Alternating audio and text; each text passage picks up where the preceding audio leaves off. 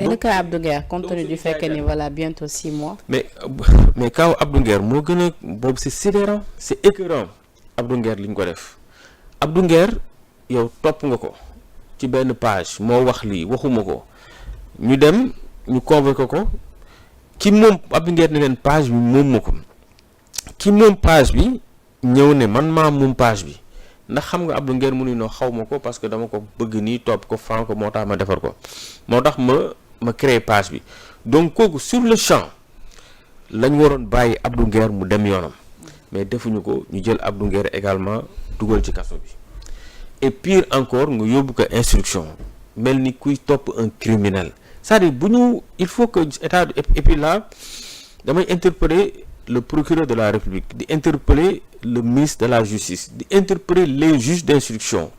gis nga instruction buñ ko foowee du dossier boo jug rek nga ni yaa ngi ubbi instruction bu ñuy créer l'instruction dafa am lu tax c'était pour des dossiers extrêmement sensibles c'était surtout en matière criminelle mais munoo nekk à chaque lu ñëw flagrant délit dossier correctionnel bu ñëw nga ni da nga ci ubbi instruction. ci cas seen cas tamit tout le temps dañuy dégg benn terme expression des libertés mais nee nañu tey jii liberté ne signifie pas non plus peut-être se permettre de dire n'importe quoi. mais non sur la plage. non je suis d'accord mais ñenn ñi di reprocher. non je suis d'accord mais ma daaneel foofu pour wax que ni bu ñu deful nag dinañ dénaturer la nature de l'instruction li ko taxoon jóg Abdou Nguer mënuloo ko jël nga jàpp ko ci loolu ne da nga koy yóbbu instruction et puis pour wan leen li ko c'était juste pour que ñu téye leen genre punir leen xañ leen seen liberté moo waral juge d'instruction bi mu boucler dossier am mais da ko jox le parquet mais jusqu'à présent mënuñu fexe ba enrôler le dossier de Abdou Nguer donc c'est pour vous montrer que ñoom esprit bi leen animé woon mooy fexe ñii ñu noppiloo leen. léegi buñ ko comme def nañ ko ni instruction ba bientôt 6 mois la moo ci topp. mais xam nga boucler nañ ko l'instruction pare na li ci topp kay mooy ñu enrôler dossier bi ñu àtte ko mais jusqu'à présent barki démb gis ngeen les avocats de Abdou Nguer ils ont écrit le procureur. Oui. Ils ont saisi. Oui. Mais le procureur lan lay xaar pour enrôler le dossier de Abdou Nguer lan la ñuy xaar pour fixer audience tribunal parce que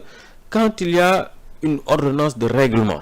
soit ordonnance de règlement yi non-lieu la war a doon wala renvoi wala relax léegi moom dañ ko renvoyer devant un tribunal correctionnel mais c'est le procureur de la République qui doit prendre ses responsabilités pour ñu mën a fixer date audience ñu àtte Abdou Nguer mais duñ ko def. mais ci kaw àtte boobu ñaar lañ ci mën a xaar kon su ma la comprendre bu baax mooy ab non-lieu wala ab relax. non buñ ko non-lieu relax loolu c'est pendant la phase d'instruction actuellement il y a une ordonnance de renvoi maanaam dañ ko war a àtte bu demee ci kanamu juge du siège yi nga xam ne c'est des juges indépendants ñoom ñooy taxaw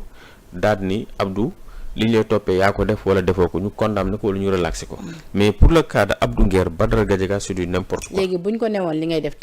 def liñ la toppee defloo ko boo ko relaxé dafa am ndàmpaay buñ ko war a jox parce que dañ ko tooñ wala. waaw bon moom bu jàppee que ni dañ ko causé benn préjudice su boobaa mun na ko demander parce que 6 mois pour man c'est parce que dañ ni ceux qui ont fait l'objet d'une longue détention qui ont bénéficié d'une décision de relax ou de non-lieu ils peuvent prétendre à des indemnités mais yooyu yëpp sax man. parce que tout le temps ci prisonniers yi loolu ngay dégg ñuy kaas. waaw dañ ma jàpp tëj ma ay at bi ma génnee aw ma ndàmpaay. loolu am na tey boo demee au niveau de la Cour suprême je pense que c'est la loi de 2017 qui organise ça il y a des commissions juridictionnelles yoo xam ni dañ ko fa teg dañ ni képp koo xam ni tu as fait l'objet d'une longue détention et que après nga am une décision de non-lieu de relax ou acquittement su boobaa boo demee mën nañ la daam mais sauf que nag procédure bi c'est un peu contraignant. D'accord. léegi mu des kaawu seeti nañ également Farba. Oui. parce que Farba bi ñu déggee daf feebar Farba Ngom xam nga ñun également aussi duñ dégg ni tel rek dem na on s'est déplacé pour aller voir Farba Ngom mais honnêtement pour dire la vérité man j'ai vu un Farba qui est malade du ma médecin nag loolu ni ma ko gisee Farba il est malade. et surtout que sax oui non il est malade et puis surtout que sax y a une contre-expertise médicale bu firndeel man li may wax bu firndeel y a 3 sommités 3 médecins yoo xam ni voilà c'est des sommités de la médecine wax que ni Farba dafa feebar te bu ñu deful nang sax mun na ci ñàkk bakkan. dégg nga l'ancien procureur Aliou Ndao wax sur un non plateau de télé. bon waaw loolu aussi bon ça n'engage que lui loolu xëy na ay waxam la mais nañu am respect ci sunuy médecins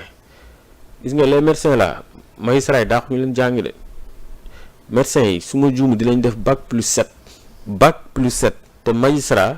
pour nga nekk magistrat da ngay def bac+4 tu as la maîtrise, tu fais le concours, tu fais 2 ans de formation. Donc maximum 4, 5, 6 ans là.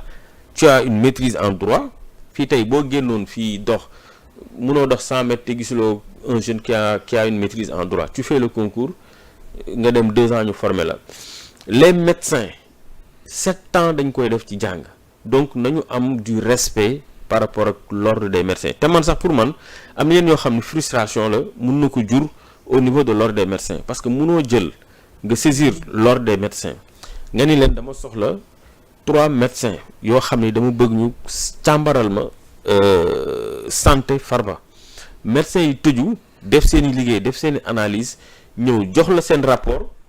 boobu mënuloo ko jël au sérieux wala boog bon pas au sérieux nga bëgg a ŋàññi rapport boobu naan parfois am na waxuma na nag Aliou Ndao dafa ni rapport boobu c'est pas du sérieux parce que li mu wax na ni il y a eu des rapports yoo xam ne parfois par complaisance mais nañu am mais su waxee ba cité le cas bi ba Bougie waaw mais nañu mais wax ni médecin bi établir woon lii bi sax am nañu ne bokk ci ordre des médecins loolu lan lay sous-entendre waaw mais Penda li ma bëgg wax foofu mooy man je reste sur les principes nañu jox cër l'ordre des médecins te lii mën na indi frustration à leur niveau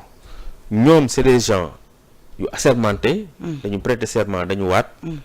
ñoom ils ont dañuy def bac+7 ñiy def bac+4 xaw ma bac+6 donc ëpp ñu magistrat yi ëpp ñu dignité ëpp ñu honneur gënuñu bëgg réew mi les médecins donc Farba buñ ko defalee contre expertise médicale mu feebar ñu muy wane que ni feebaram est devenu incompatible avec la détention carcérale dañ ko war a bàyyi mu dem parce que gis nga boo jëlee l'article 140 du code de procédure pénale dafa ni ñi nga xam ni peut-être dañ leen topp en matière de blanchiment de capitaux détournement de deniers publics les délits économiques automatiquement mandat de dépôt waaye bu fekkente ni dañu rembourser da nga leen di bàyyi ñu dem bu ñu cautionner da nga leen di bàyyi ñu dem wala boog ñu feebar boo xam ni un expert médical un médecin un expert dafa wane que ni son état de santé est devenu incompatible avec la vie carcérale, incompatible même avec un centre hospitalier. Oui, mais nee nañu caution c'est à l'appréciation quand même des juges. waaw d'accord non yooyu yëpp c'est en fait loolu lépp je suis d'accord mais Farba xam nga dama la xool caution wax la remboursement. mais cas Farba par exemple caution dañ ko bañal moo tax. waaw loolu c'est le juge qui apprécie bu ko neexee mu ni man chèque laa soxla. loolu là je suis en phase mais article 140 code de procédure pénale dafa lim ñetti conditions. soit mu cautionner wala mu rembourser wala mu am contestation sérieuse bu la neexee nga ne ñetti yëpp amul mais dafa am beneen 4e condition mooy bu fekkente ni y a un expert qui établit que l'état de santé de Farba est devenu incompatible avec la détention carcérale et même dans un centre hospitalier c'est ce que l'article 140 dernier alinéa loolu la wax donc Farba dafay dugg ci alinéa boobu donc kon li jaar woon mooy ñu defal ko assignation à résidence surveillée sous bracelet électronique pour le cas de Lat Diop également comme le cas de Samuel Sarr voilà comme ni ñu defal Samuel Sarr mais Lat Diop foofu également sax tamit nee nañu dikk dem nañ démb këram pour interroger ko ci yeneen cas voilà am ba tey nekk ba tey en lien donc yooyu da ngay gis que ni parfois c'est des choses yoo xam ni dafay doy waar xoolal kaawu Lat Diop Penda Lat Diop on l'a mis en prison tey ki taxoon ñu tëj ko kooku ba léegi kenn xamul fu mu ne jiñ nañ ko du yow du man téye nañ ko te maa ngi dégg sax ñu naan le cas de Lat Diop amul plainte